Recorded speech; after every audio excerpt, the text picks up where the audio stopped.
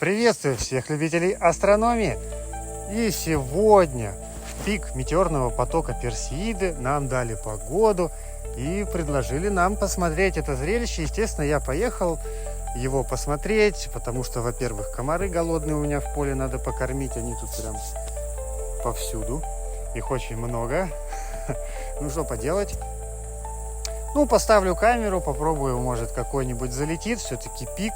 Это самое прикольное время, и шанс попасть в объектив у метеора достаточно большой. Надеюсь, это произойдет.